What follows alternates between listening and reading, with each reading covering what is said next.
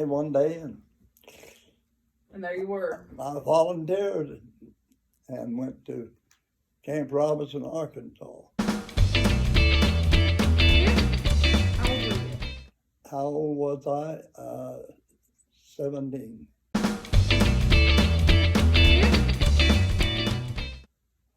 Honey, I went from Normandy to Russia. I was in the 2nd Armored Division, Hell on Wheels, code name. We was in so many battles, and I never missed a shot. And what we were, the 2 of us walked between tanks to protect the tanks. And all the snow, about 12, 14 inches deep on this one occasion. And there was a crowd, the German, up on the hill in the woods, giving us kind of a rough time. We got in between the tanks where he couldn't enter, and they were using the burp gun. And but I took my field glass and spotted him, and it was only one person. So they had their guns firing in such a way that they could not keep it. They was on about that far above the ground, and you could see that rocket just run like that till it went into the hollow, and then it exploded. They couldn't get it up, down any further. Where we was at, they couldn't hit us. See, it was like this, and then again, and it was all going. It was amazing. There, that doggone 88s going above the ground, and the snow just flying, going right past us. So I told the tank commander, I said, I'm going to get that sucker. And what are you going to do? I said, I'm going to get right behind the tank, and the shells would go by me. There they was just going by me, and I got over the hill. I dropped over and walked up where I thought I was probably parallel with the guy with the burp gun. And I turned left and bent over real low and walked up. Sure enough, I spotted him. Well, I dropped down to my knees, and that put me in snow clear up to here. And I went into the woods, edge of the woods. That's using your head, see. And I got in the woods, and I tell people now I had all my teeth. And I could whistle real sharp, loud through my dance. Boy, when I cut that out, and Can't do that. And down about 100 yards, he was between us, between me and our tanks, the whole division. And he was sitting, this is just about where it was. He was down on a seat, and it had that machine gun. I said, buddy, I'm going to drop you right now. And I let out one of them loud screeching whistles, and he whirled around, boy, what a target. He whirled around real quick, trying to see where I was at, and that old AK-47 cracked. That was all the end of him. Right square, he made a perfect target. I've done some silly things. And I'm proud of it, though. In Normandy, when we hit the cliffs, about 100 and some feet high, we had to pull back and go all the way around to the French side to get up on top the Battle of Normandy, because that's where they were all at, and the cliff was about 120 feet high, and there was no way we could get up there. But there were tanks, people, gunners went down in the hole. Okay, I'll come get them. And the 88 was coming out at the end of the cliff. And we couldn't, no way we could get to them. and it was about 120 feet up to the top. And they was getting their ships out in the sea and just giving them all more than they could take because they couldn't get away from them.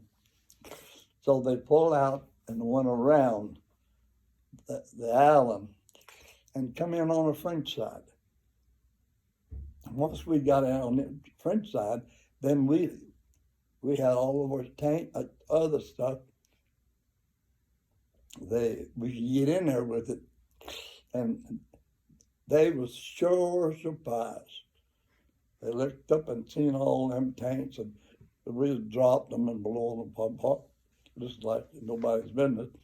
But and getting back to these 4 guns that was in the cliff, and there's a hole about this big around with a ladder in it, built-in ladder, and them people would go down that thing, maybe 40 feet, and then that's where they'd load the guns, the cannon, and they tore up a lot of our ships with them cannons out of the cliff.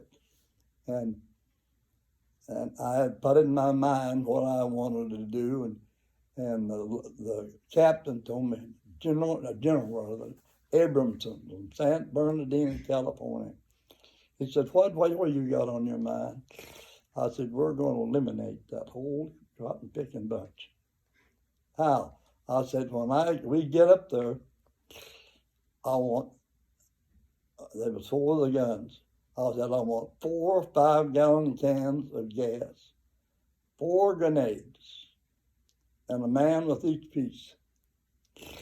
He never asked me a question. Now, he's General Abramson, a general talking to a T5, that's what I was. And when we got up there, here they come with us. And each one, there was 4 had 5-gallon can, had gas, and all the necessities that I told them. And they go over to where they go down in that ladder, taking stuff down, and then the holes in the cliffs, and they were shooting out that hole, see, and you couldn't get to them. And he said, where'd you come up with that idea? I said, don't worry about that, just do it, we're going to eliminate them. And we went over to that hole, and I said, I want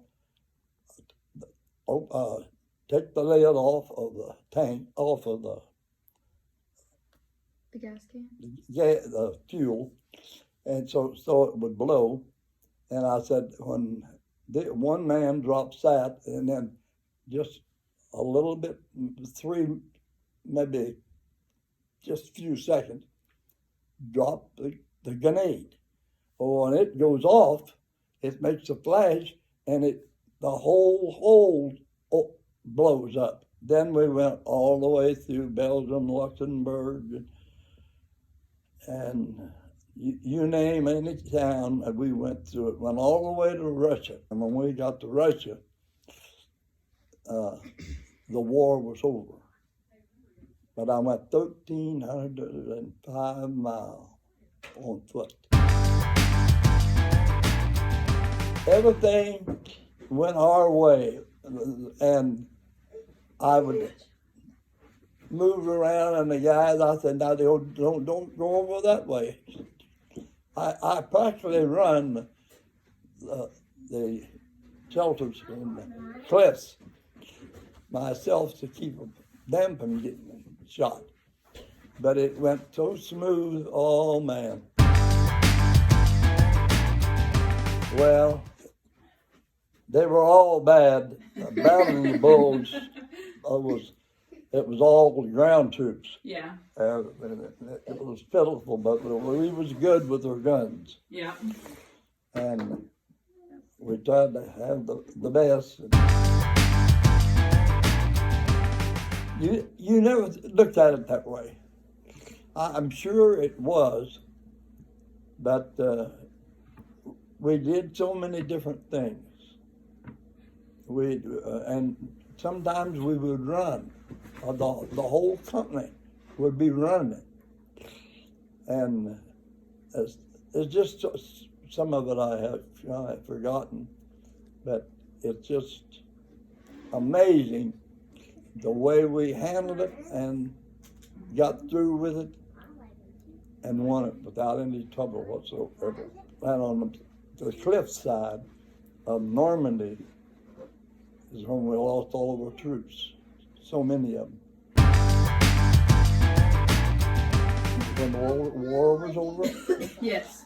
a Lincoln V12, General Abramson, and I had a private car. And Nuremberg, there at the trials, big courthouse, I could do anything I wanted.